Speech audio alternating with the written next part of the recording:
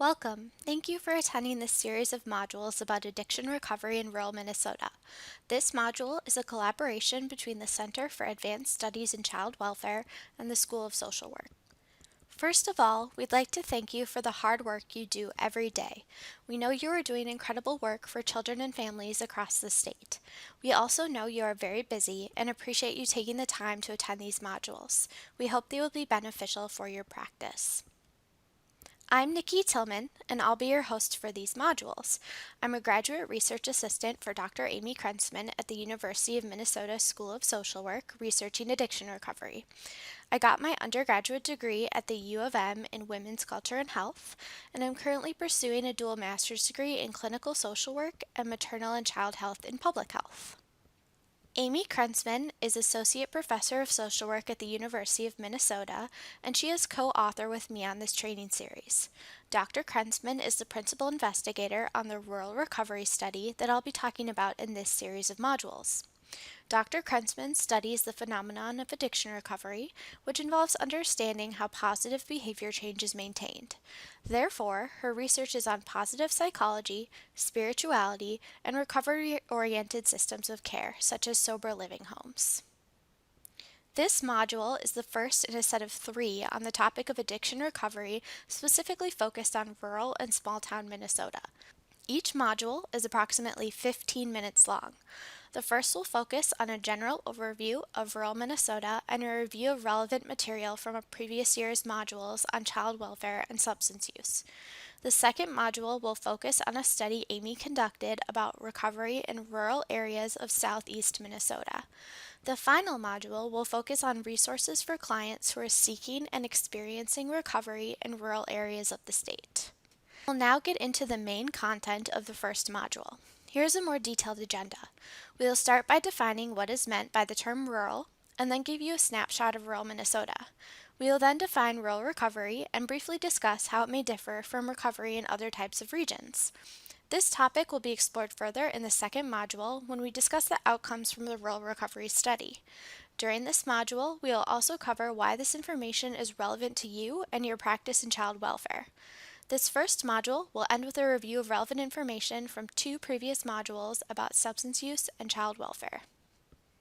Let's start with discussing the definition of rural and what rural Minnesota looks like today.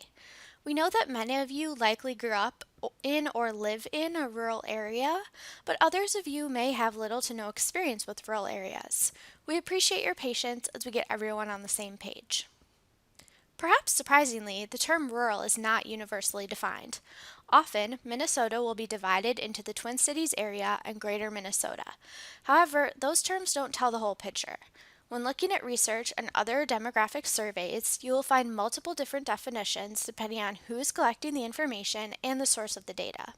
For this module, we'll use the regional definitions from the Minnesota Demographer's Office, who define 4 types of counties: entirely rural, town-rural mix, urban town-rural mix, and entirely urban. Using these definitions, in 2017, only about 2% of Minnesotans lived in entirely rural counties. However, as you can see from the map on the slide, many more live in counties that are at least partially rural.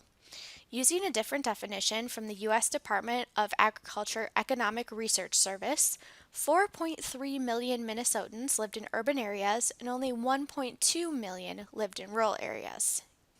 Data collected in the past 2 years can give us a general picture of rural versus suburban versus urban Minnesota. It is important to remember that these are population generalizations and may not reflect the experience of individuals. Generally speaking, rural Minnesotans have an older median age. In 2016, the average median age in entirely rural counties increased to 47, while entirely urban counties had an average median age of 36. A gap of 11 years. Rural areas have less racial diversity, and non-white and Latino populations are concentrated in a few rural areas of the state. More will be shown on the next slide. Individuals in rural areas experience more barriers to accessing healthcare, such as needing to travel long distances to reach healthcare providers. Income disparities are lessening. However, those who live in rural areas and work full-time are 2 times as likely to live in poverty as those who work full-time in suburban and urban areas. Additionally, the poverty rate continues to be higher in rural than urban areas. Minnesota is overwhelmingly white. However, urban areas continue to have more diversity than other parts of the state, as demonstrated in this graph. The font may be difficult to see, but this shows the percentage of Minnesotans who identify as white, non-Hispanic, beginning at the top, and then continuing down the slide, Hispanic, Black, Asian Pacific Islander, and American Indian by geography type. The bottom two bars of each identity category shows the percentage of people with that identity living in small town and rural areas as defined by the Minnesota State Demographic Center. All across Minnesota, overdose deaths have been increasing. Our rural areas, or more specifically Greater Minnesota, which does contain some urban and suburban areas, are disproportionately affected by these increases. The Twin Cities saw a nearly 500% increase in overdose deaths between 2000 and 2016, while Greater Minnesota saw an increase of over 1,000% in the same time frame. It is also important to note that Minnesota has some of the worst disparities based on race in the country. The overdose mortality rate in the white population went from 10.1 per 100,000 white people to 11.7 between 2015 and 2016, while the mortality rate from overdoses in the same time frame for Native Americans in Minnesota rose from 47.3 to 64.6 per 100,000 Native American Minnesotans. Sociological research has defined unique features of rural life, which generally speaking hold true in much of rural Minnesota. For instance, in rural areas, there is great population dispersion.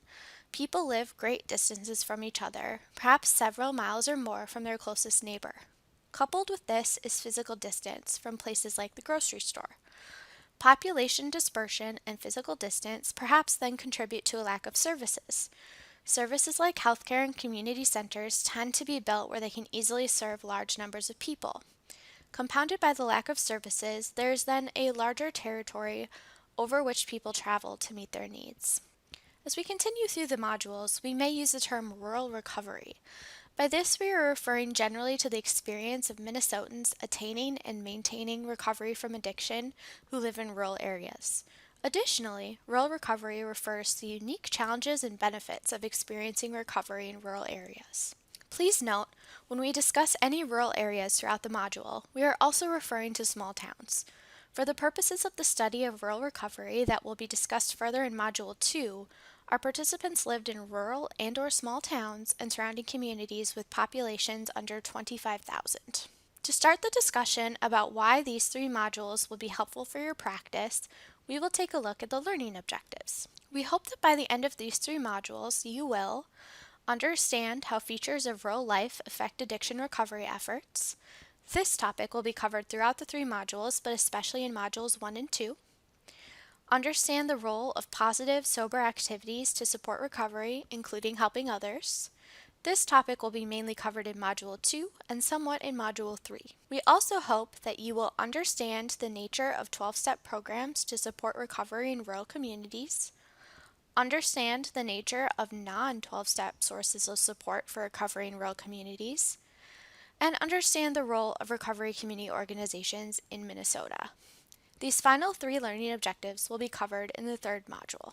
We hope these modules will be helpful to your practice, both broadening your understanding of the strengths and challenges of recovery in rural Minnesota and of the resources you can help your clients access who are seeking and experiencing recovery in more rural areas. The topic of substance use is increasingly relevant for child welfare workers.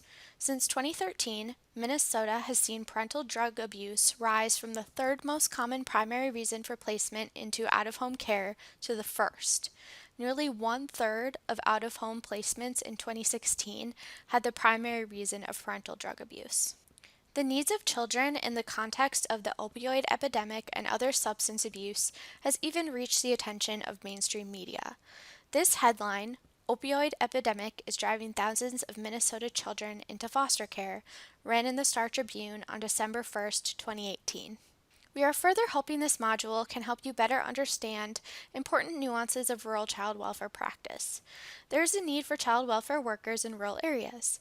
In fact, one study found that every 10 miles from a metro area, the difficulty in hiring social workers increases by 3%.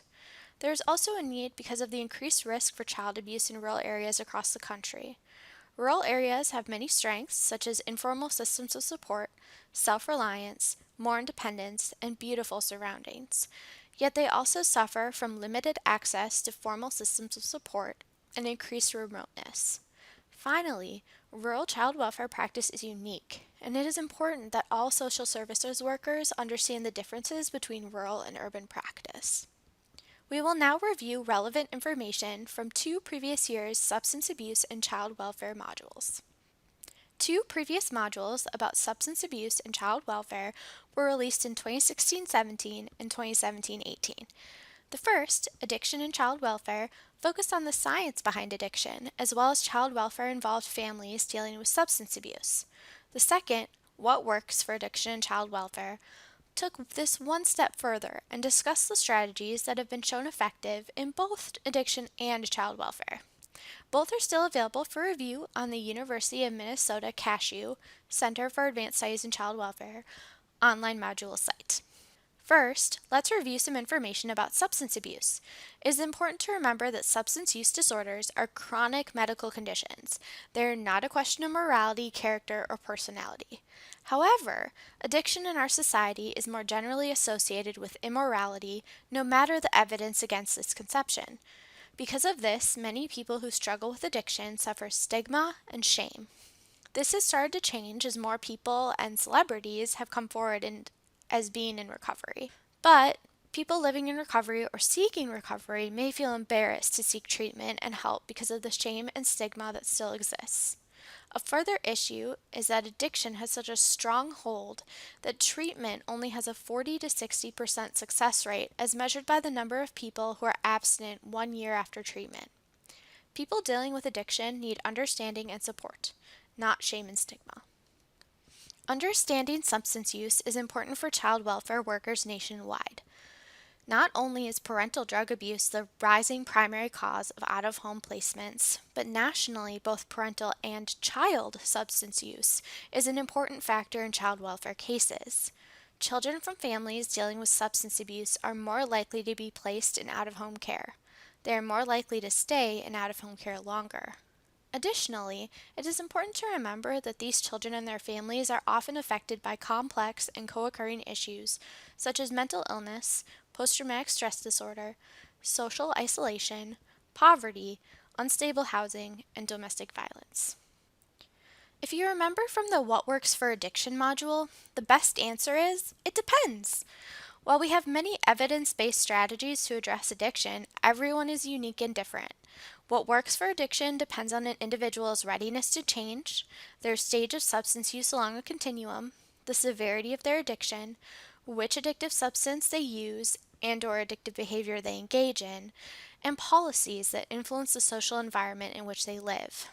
To learn more or review successful strategies for addressing addiction, such as psychosocial counseling modalities like cognitive behavioral therapy, please watch the What Works for Addiction module. Based on the literature, strategies that work well for addiction and child welfare include understanding substance abuse, engaging with families, completing routine screening and assessment, individualized treatment and case plans, supporting parents and children, concurrent permanency planning, and supportive policies. For more on these strategies, there was a 2017 literature review conducted in conjunction with the What Works for Addiction module. Over 200 articles have been compiled and sorted into categories. The literature review is available as a further resource from the CASHU website. This concludes Module 1. In Module 2, we will cover the Rural Recovery Study. We will provide an overview and discuss the study outcomes. Looking further ahead, Module 3 will focus on resources for rural recovery. Thank you for your attention during this module. We hope you will return for Module 2 of 3 to learn more. Here is a list of references used for this module.